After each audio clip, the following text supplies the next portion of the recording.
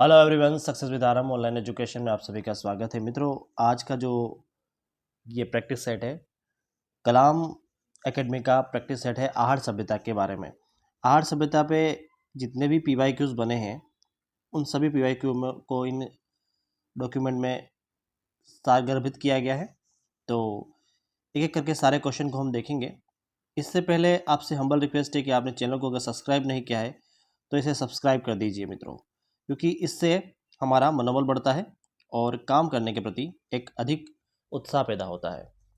तो दोस्तों, ज़्यादा वक्त को ज़ाया न करते हुए सीधे पॉइंट पे आते हैं। पहला क्वेश्चन से, प्रोफेसर HD साकलिया के निर्देशन में जिस सभ्यता स्थल का उत्खनन हुआ वह कौन सी थी? तो मित्रों याद रखें, आहड़ सभ्यता की बात कर रहे हैं हम। ये HD साकलिया के निर्देशन में इसका उत्खनन हुआ था और राजस्थान की ताम्र पाषाणिक सभ्यता में शुमार है। ताम्र पाषाणिक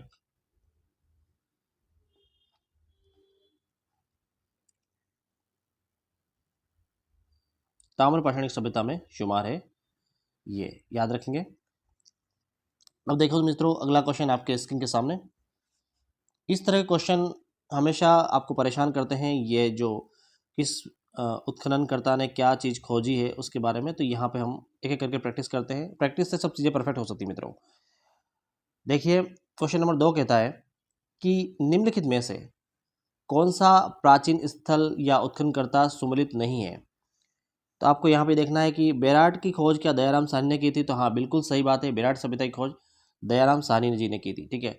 उसके बाद क्या आहड़ की खोज SP जैन ने कही थी? तो यहाँ पे हमने अभी पढ़ा कि आहड़ के उत्खननकर्ता HD साकलिया और अक्षय कृति व्यास, इनका संबंध रहा है आहड़ से। तो मित्रों याद रखना कि SP जैन का संबंध आहड़ से नहीं रहा है, तो ऑप्शन यही गलत हो गया। तो यहाँ पे पूछा है कौन सा सुमेलित नहीं है, तो यहाँ पर B सुमेलित नहीं है। इसके बाद हम देख लेते हैं मित्रों, कालीबंगा की खोज A घोष ने की थी 1952 में, और बागोर की खोज VN मिश्रा ने की थी। कब की थी ये आपको कमेंट बॉक्स में लिखना है मित्रों, क्योंकि आपको भी थोड़ा सा प्रयास करना होगा टेक्स्ट बुक में देखने के लिए। अगला क्वेश्चन आपके स्क्रीन के सामने, आहड़ सभ्यता की सर्वप्रथम खुदाई किसने की थी? आहड़ सभ्यता की सर्वप्रथम खुदाई किसने की थी? अक्षय कृति व्यास ने की थी। ऑप्शन B राइट हो गया। अगला प्रश्न आपके स्क्रीन के सामने, आहड़ सभ्यता कहाँ स्थित है? आहड़ सभ्यता कहाँ स्थित है मित्रों? बनास नदी के किनारे स्थित है। ऑप्शन B राइट हो गया। अगला प्रश्न मित्रों आपके स्क्रीन के सामने, निम्नलिखित में से जिलों में से पूछा गया है कि निम्नलिखित जिलों में से किस जिले में आहड़ संस्कृति के अवशेष मिले हैं? तो ये आपको याद रखना है, किस जिले में आहड़ संस्कृति के अवशेष मिले हैं। तो ऑप्शन C उदयपुर। अगला प्रश्न मित्रों आपके स्क्रीन के सामने, 4000 साल पुरानी पुरातात्विक अवशेष उदयपुर के समीप एक गांव में पाए गए हैं। उस गांव का नाम क्या है? आहड़। ऑप्शन A राइट हो गया। तो ये देखिए, ये जो आहड़ सभ्यता थी 4000 साल पुरानी थी। ठीक है, और कहाँ पे थी? उदयपुर में। उदयपुर में, जो दक्षिणी राजस्थान के अंतर्गत आता है मित्रों। इसका मैप में आपको लोकेशन भी बता देता हूँ ताकि आपको अच्छे से याद हो जाएगी लोकेशन। ये देखिए राजस्थान का मैप हम बना के देखते हैं। ये देखिए राजस्थान का मैप है, इस तरह से राजस्थान का मैप हमें देखने को मिलता है। थोड़ा सा फिर से बना दीजिए जाए।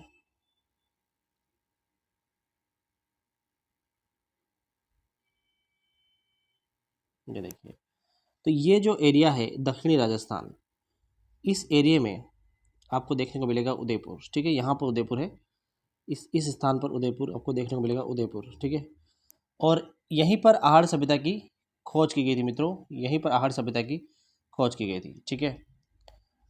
अगला प्रश्न आपके स्क्रीन के सामने, निम्नलिखित में से कौन सा एक ताम्र पाषाणिक स्थल है? ताम्र पाषाणिक स्थल की बात की जा रही मित्रों, तो ऑप्शन B आहड़।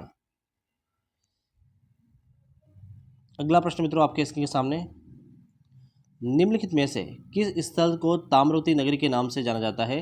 ताम्रवती नगरी के नाम से किस स्थल को जाना जाता है मित्रों?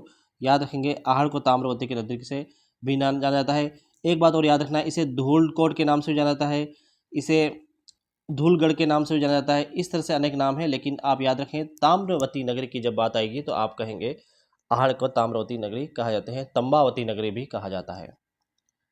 अगला प्रश्न आपके स्क्रीन के सामने, धूलकोट कहाँ स्थित है? तो याद रखना आहड़ में स्थित है धूलकोट, ऑप्शन डी राइट हो गया।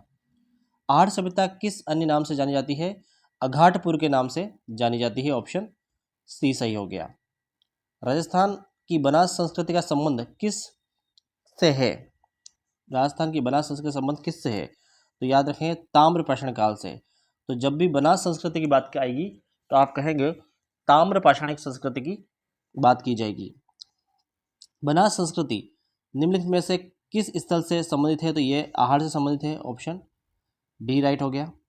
अगला प्रश्न है मित्रों आपके स्क्रीन के सामने, निम्नलिखित में से किस संस्कृति को बनास संस्कृति भी कहा जाता है?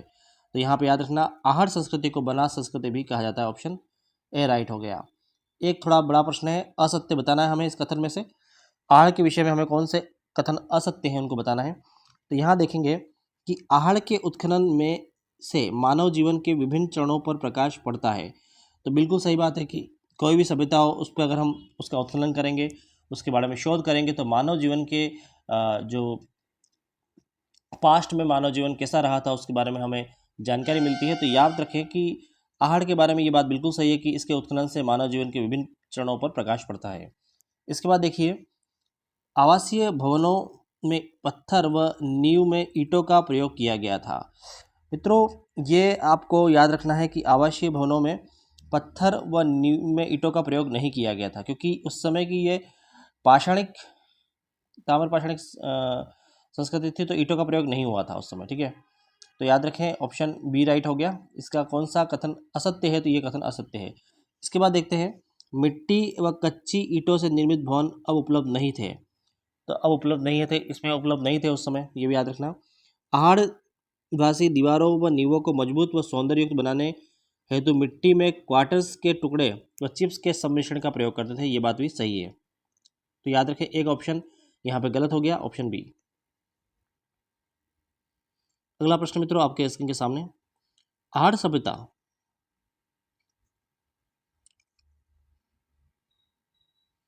आहड़ सभ्यता स्थल के उत्खनन किस स्तर से तांबे की कुल्हाड़ी प्राप्त हुई है? तो इसके उत्खनन से किस स्तर पर तांबे की कुल्हाड़ी प्राप्त हुई है? तो चौथे स्तर से तांबे की कुल्हाड़ी प्राप्त हुई है, ऑप्शन डी राइट हो गया। अगला प्रश्न मित्रों आपके स्क्रीन के सामने, दो मुंह का चूल्हा, बहुत कुछ प्रकार के बर्तन के साथ सिलबट्टा व पेन निम्नलिखित में से किस स्थान से खुदाई से मिले हैं? तो ये आहड़ की खुदाई से मिले हैं, ऑप्शन ए राइट हो गया। क्या क्या मिला है? दो मुहा चूल्हा, पहली बात याद रखना, दो मुहा चूल्हा आहड़ से मिला है।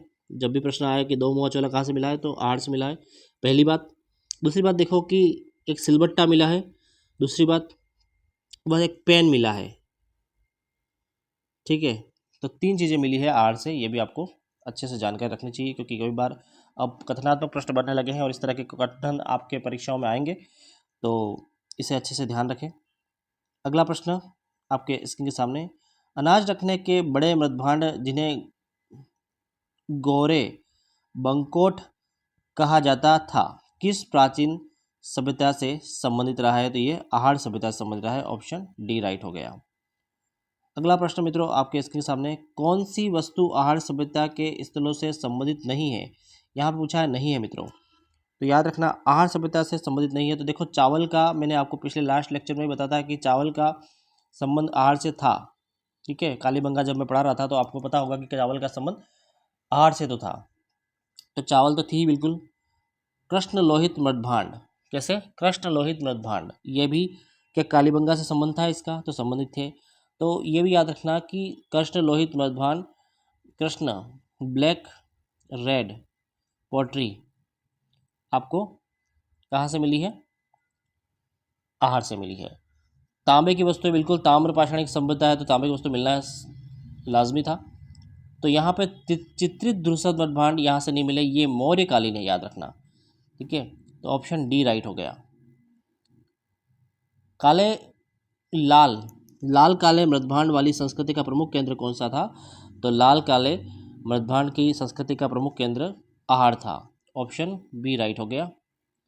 तो जब भी red black red black portrait की बात आएगी तो आप आहड़ को पहले स्थान देंगे। अगला क्वेश्चन आपके स्क्रीन के सामने, आहड़ के उत्खनन से प्राप्त कौन सी सामग्री बाह्य संपर्कों का संकेत देती है? इसमें देखिए कौन से बाह्य संपर्क का संपर्क देती है। इसमें यहाँ पे देखिए टेराकोटा मनके, ये है बाह्य संपर्क का संकेत देते हैं। ऑप्शन डी राइट हो गया। अगला प्रश्न मित्रों आपके स्क्रीन के सामने, कौन सा कथन सही है? पूछा है कौन सा कथन सही है। देखिए गणेश्वर एक उत्खनन स्थल नहीं है, तो बिल्कुल ये गलत है। बिल्कुल गणेश्वर एक उत्खनन स्थल है, तो ये बात तो गलत हो गई। ठीक है, मतलब इस क्वेश्चन में पूछा है सही है और हमें सही तक पहुंचना है। यहाँ सारी बातें गलत दी गई है, एक बात सही दी गई है। ठीक है, उस सही तक पहुंचना है। तो यहाँ देखिए गणेश्वर एक उत्खनन स्थल नहीं है, तो बिल्कुल गणेश्वर एक उत्खनन स्थल है, ताम्रपाषाण काल का बहुत इंपॉर्टेंट साइट है। उसके बाद देखिए बेराट एक ग्राम्य संस्कृति का केंद्र था, तो बेराट क्या एक ग्राम्य संस्कृति का केंद्र था? तो ये भी बात याद रखनी है आपको कि नहीं, ऐसा नहीं था। और कालीबंगा लौह युगीन संस्कृति का उदाहरण है? नहीं, ये लौह विकास युगीन संस्कृति है। तो अगला क्वेश्चन स्टेटमेंट है, आहड़वासियों का महत्वपूर्ण व्यवसाय अयस्क तांबे को गलाना और ताम्र वस्तुएं बनाना था। ये बिल्कुल सही है। तांबे को गलाना और तांबे की वस्तुएं बनाना आहड़वासियों का महत्वपूर्ण क्या था? व्यवसाय था। तो जब भी पूछा जाए कि आहड़वासियों का महत्वपूर्ण व्यवसाय क्या था, तांबे को गलाना और ताम्र वस्तुओं को बनाना। ठीक है, तो ऑप्शन डी राइट हो गया। अगला प्रश्न आपके स्क्रीन के सामने मित्रों, आहड़ सभ्यता के बारे में सही कथन का चयन करना है हमें। देखिए आहड़वासी तांबा गलाना जानते थे, पहली बात ये पूछिए, तो सही बात है, तांबा गलाना जानते थे। ये लोग चावल से परिचित नहीं थे, तो ये लोग चावल से परिचित थे, तो हमें याद रखना है कि परिचित थे, नहीं थे इसको काटना है। तो ये कौन सा स्टेटमेंट सही है? तो ये स्टेटमेंट तो सही हो गया पहला। तो दूसरा स्टेटमेंट गलत हो गया। धातु का काम आहड़वासियों का अर्थव्यवस्था का साधन था, तो क्या धातु का काम आहड़वासियों की अर्थव्यवस्था का साधन था? तो बिल्कुल था। और यहाँ काले लाल रंग के मृदभांड मिले हैं जिन पर सामान्यतः सफ़ेद रंग से ज्यामितिक उकेरी गई है। तो देखो मित्रों ये बात भी आपको देखने को मिलेगी कि यहाँ पे ये बात भी सही है। तो देखिए यहाँ मैं आपको थोड़ा सा एग्जांपल देता हूँ, आपको थोड़ा सा क्लियर हो जाएगा। ये देखिए यहाँ पे आपको याद रखना है कि काले लाल मृदभांड,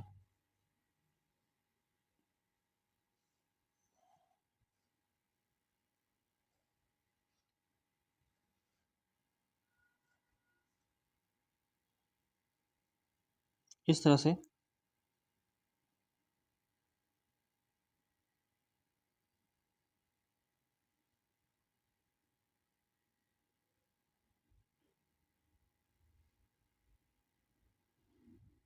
एक घड़े के शेप दिख रहा है आपको, इसमें आपको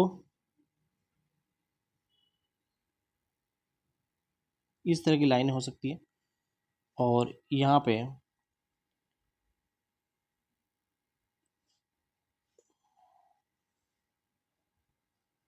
सफ़ेद रंग की ज्यामितिक रचनाएं हो सकती है। ठीक है, तो इस तरह का ये पोर्ट्रेट हमें देखने को मिलता है आहड़ सभ्यता से। तो यहाँ पे तीनों ही स्टेटमेंट सही हो जाएंगे, एक, तीन और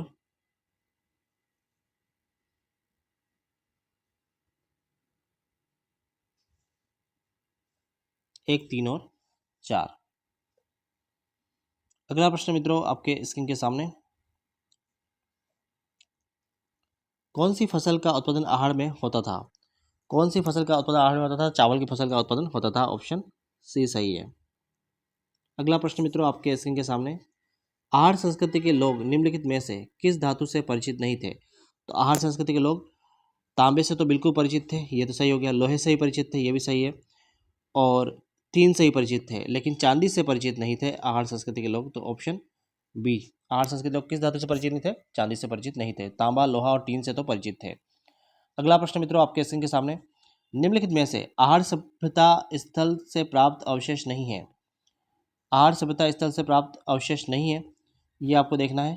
तो कौन सा ऑप्शन आपको दिख रहा है कि कौन सा आहड़ सभ्यता स्थल से अवशेष प्राप्त नहीं हुआ है? तो देखिए बनारस या बुल तो मिला है, ये तो बिल्कुल सही बात है। आभूषण सही शवाधान भी मिले हैं। चक्रकूप पद्धति से शोखरता गर्त भी मिला है, लेकिन टोटीदार घड़े नहीं मिले हैं। ऑप्शन सी सही हो गया। अगला प्रश्न मित्रों आपके स्क्रीन के सामने, कौन सा राजस्थान की आहड़ सभ्यता संस्कृति का प्रमुख स्थल नहीं है? तो 26वें का मित्रों देखते हैं, D Lothal. Option D right हो गया। अगला प्रश्न मित्रों आपके सामने, निम्नलिखित में से कौन सा स्थल आहड़ सभ्यता से संबंधित नहीं है?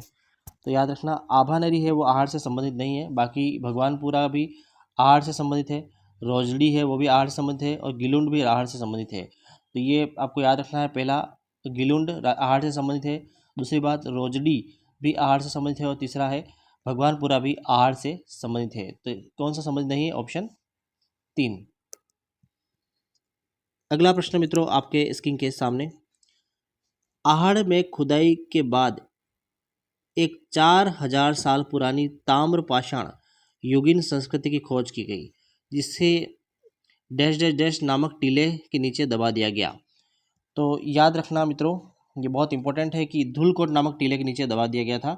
ऑप्शन 2 राइट हो गया। अगला प्रश्न मित्रों आपके स्क्रीन के सामने, आहड़ सभ्यता का उत्खनन कार्य 1953 में सर्वप्रथम किसके निर्देशन में हुआ था? तो सर्वप्रथम मैंने आपको पहले ही बताया था कि यह अक्षय कीर्ति व्यास के निर्देशन में हुआ था। एच.डी. सागलिया बाद में जुड़े थे। पहले तो अक्षय कीर्ति व्यास ने 1953 में सबसे पहले आहड़ संस्कृति का उत्खनन किया था। इसके बाद मित्रों अगला प्रश्न आपके स्क्रीन के सामने, पुरा स्थल आहड़ से प्राप्त प्राचीन अवशेष संबंधित है। पूछ रहा है हमारा जो पुरा स्थल आहड़ से प्राप्त प्राचीन अवशेष संबंधित है, तो ये है ताम्र पाषाण युग से संबंधित मित्रों। ऑप्शन सी सही हो गया। राजस्थान में कौन सी सभ्यता बनास, बेडस, गंभीरी और कोठारी नदियों के तटों और घाटियों में फैली हुई है? तो राजस्थान में बनास सभ्यता की जब भी बात आएगी तो आहड़ का नाम सबसे पहले आएगा। ऑप्शन 3। अब एक प्रश्न और इम्पोर्टेंट है, आहड़ को ताम्रवती नाम से भी जाना जाता है, क्यों जाना जाता है? क्योंकि बड़ी संख्या में तांबे के औजार उपकरण मिले हैं, इसलिए इसे ताम्रवती नगरी भी कहा जाता है। ऑप्शन ए राइट हुआ। और अंतिम प्रश्न आज का, आहड़ को किस संस्कृति का प्रमुख केंद्र माना जाता है? तो आहड़ को लाल काले मृदभाण संस्कृति का प्रमुख केंद्र माना जाता है। रेड ब्लैक पोर्ट्रेट, याद रखना, आरबीपी से आप इसे याद रख सकते हैं। रेड ब्लैक पोर्ट्रेट के कारण इसे आहड़ संस्कृति का प्रमुख केंद्र माना गया है। ऑप्शन 3 राइट हो गया। देखो मित्रों, हम तमाम जो भी MCQs हैं, PYQs हैं, उनको पूरे करेंगे। लगातार आपके लिए एक एक वीडियो आता रहेगा डेली। आपको अच्छे से वीडियो को सुनना है, अपनी प्रैक्टिस भी जारी रखनी है और अपनी पढ़ाई भी करते रहना है। थैंक यू फॉर वॉचिंग मी। फिर मिलता हूँ अगले वीडियो के साथ। धन्यवाद।